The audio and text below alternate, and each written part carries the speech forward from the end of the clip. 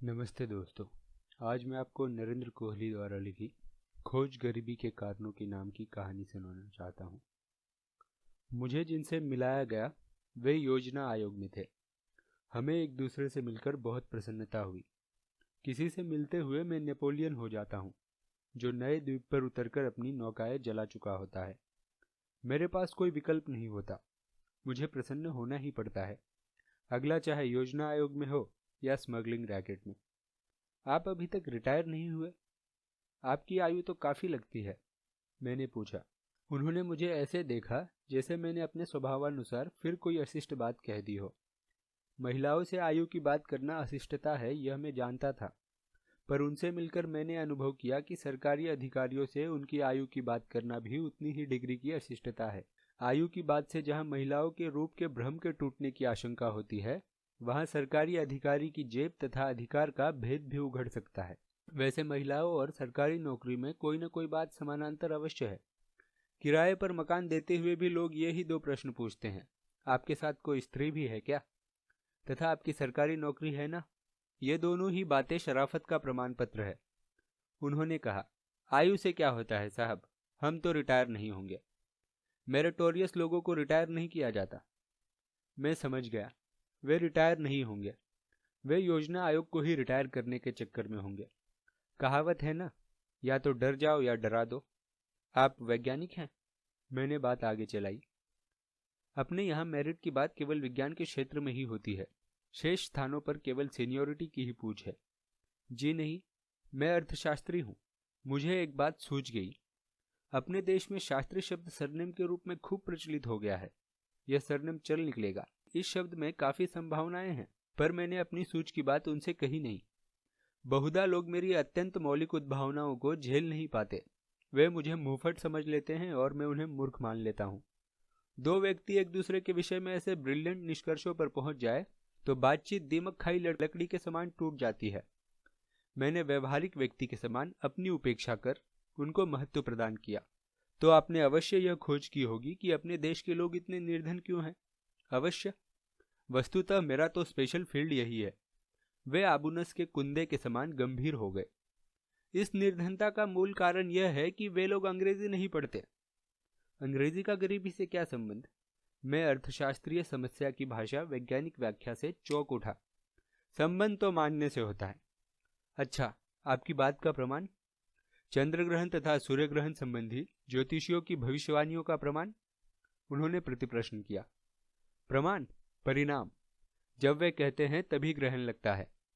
वैसे ही मेरी बात का प्रमाण भी उसका परिणाम है। आप अपने समाज में देख लीजिए, धनी वे ही लोग हैं जो अंग्रेजी पढ़ते हैं, अंग्रेजों की तरह सोचते हैं, अंग्रेजों की तरह रहते हैं। पर इसका कारण? मैंने पूछा। कारण बड़ा सीधा है, वे बोले। अंग्रेजी पढ़ता है वह उदार हो जाता है, सारे विश्व को अपना ही मानता है और उदारता से धन मिलता है। कैसे? मैंने फिर पूछा। जो अंग्रेजी नहीं पढ़ता वह कोई देशी भाषा पढ़ेगा। वे आवेश में बोले। देसी भाषाओं के साथ एक अनिवार्य बुराई यह जुड़ी हुई है कि वे व्यक्ति को संकुचित बना देती है। व्यक्ति केवल अपने देश की ही भलाई सोच सकता है। व्यक्ति केवल अपने देश के प्रति ही ईमानदार रह जाता है।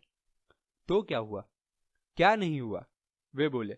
अर्थशास्त्र का मूल सिद्धांत है कि धन वस्तु बेचकर नहीं, अपनी आत्मा और अपना देश बेचकर कमाया जाता है। देशभक्त इन दोनों में से कुछ भी नहीं बेच सकता। वे अपने अनुभव के गौरव में मंडित मुस्कुराए। यदि कहीं मैं भी इस चक्कर में पड़ जाता तो सही योजनाओं के कारण देश उन्नति कर चुका होता, योजना आयोग बंद हो चुका होता और मेरे बच्चे भी एवरेज और कमीने लोगों के बच्चों के समान अपने परिश्रम की रोटी खा रहे होते। ठीक ठीक, मैं उनसे एकदम सहमत होते हुए बोला। पर आपको यह नहीं लगता कि गरीबी के कुछ और भी कारण हो सकते हैं? भगवान के रूप के समान कारण अनेक हैं, उन्होंने मुझे बताया। गरीब लोग आलसी हैं, वे काम करना नहीं चाहते। मैं अपने स्वभावानुसार आपत्ति करने के स्थान पर उन्हें अपने अनुभव सुनाने लगा। देखिए, मैं अभी पिछले दिनों ही दक्षिण बिहार की सैर करके लौटा हूँ। मैंने देखा है कि छोटा नागपुर के आदिवासी लोग सुबह सवेरे नहा धोकर तैयार हो जाते हैं और दोपहर का खाना साथ लेकर जाकर जमशेदपुर के बाजारों में अपना श्रम बेचने के लिए बैठ जाते हैं। कोई भी व्यक्ति दैनिक मजदूरी देकर उनसे काम करवा सकता है। वे तो हर प्रकार का काम करने के लिए तैयार हैं, वे क्यों निर्धन है? बड़ी सीधी बात है, उन्होंने उत्तर दिया। वे आलसी और कामचोर हैं, इसलिए बाजार में जा बैठते हैं। परिश्रमी होते तो कोई इंडस्ट्री खोलते, बिजनेस करते, एक्सपोर्ट इंपोर्ट का लाइसेंस लेते, शराब के ठेके के लिए प्रयत्न करते, स्मगलिंग का धंधा करते। पैसा क्या सड़क के किनारे बैठने से मिल जाता है? मैं अपने अज्ञान पर पानी पानी हो गया। एक जिज्ञासा और है। मुझे सहसा एक विचार आया, क्या ऐसा संभव नहीं है कि उन्हें पैसा कमाने का सही ढंग बताया जाए और सही प्रकार के काम करने के लिए सरकार उन्हें कुछ धनराशि उधार दे? यह संभव नहीं है। उन्होंने सिर हिला दिया। क्यों? इसलिए कि यदि उन्हें धन दिया गया तो वे लोग उसकी शराब पी जाएंगे, ये गरीब के गरीब रह जाएंगे और सरकार का धन व्यर्थ ही नष्ट हो जाएगा। यह आप किस आधार पर कह सकते हैं? मैंने पूछा। थोड़ा बहुत आप भी तो पढ़े ही होंगे, तभी तो कॉलेज में लड़कों को पढ़ाते हैं। जी हाँ, पीएचडी हूँ, मैंने बताया। उन्होंने मेरी अम्मा की माथी के समान मुंह बिचकाया, जो मेरी पढ़ाई से निराश होकर कहा करती थी, अरे पगले, इससे तो अच्छा था कि बीए ही कर लेता, यह तू क्या कर बैठा?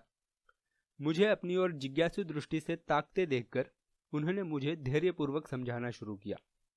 अंग्रेजी की एक कहावत है, मनी करप्ट, धन आदमी का चरित्र नष्ट कर देता है। अब अंग्रेजी में कही हुई बात गलत तो हो नहीं सकती। तो यह सिद्ध हुआ कि आदमी तभी तक चरित्रवान है जब तक वह निर्धन है। पैसा आते ही आदमी चरित्रहीन हो जाता है। अब आप ही बताइए कि देश के लाभ की दृष्टि से चरित्र आवश्यक है या धन? चरित्र, मैं बोला। तो आप क्यों चाहते हैं कि गरीबों को धन देकर उनका चरित्र नष्ट किया जाए? हाथ में धन आते ही वे लोग तरह तरह की बुराइयों में पड़ जाएंगे। देश की आर्थिक स्थिति बिगड़ जाए तो समझिए कुछ नहीं बिगड़ा, पर देश की नैतिकता नष्ट हो गई तो हम ईश्वर को क्या मुंह दिखाएंगे? मुझे उस ईश्वर भीरू व्यक्ति के चेहरे पर भगवत कृपा का प्रकाश दिखा। मैंने पूछा, आपका अपनी नैतिकता के विषय में क्या विचार है? वे शालीनता से मुस्कुराकर बोले, दूध के धुले तो हम भी नहीं है भाई, पर हम सोचते हैं कि जिन लोगों का चरित्र भ्रष्ट हो चुका उनका तो हो चुका, कम से कम शेष लोगों को तो बुराइयों से बचाया जाए। हमने धन रूपी पाप कुछ ऐसे व्यक्तियों तक सीमित कर दिया है कि शेष लोग धनियों को देखकर शिक्षा ग्रहण करें और इस कुपथ पर पड़े ही नहीं। देश को चरित्रवान लोगों की बहुत आवश्यकता है। चरित्रहीन धनी वर्ग का हम क्या करें? मैंने पूछा। उन पर दया करें, वे बेचारे अपने पाप की आग में जल रहे हैं। मैं निरूपता का मौन ओढ़े बैठा रहा। वे कुछ देर तक मुझे घूरते रहे और फिर घूरना स्थगित कर स्नेह विह्वल स्वर में बोले, अच्छा भाई, बहुत बहस हो गई, बोलो क्या लोगे? कहानी सुनने के लिए धन्यवाद दोस्तों। अगर आपको मेरा कंटेंट ठीक लगता है तो आप मेरे चैनल को लाइक और सब्सक्राइब कर सकते हैं।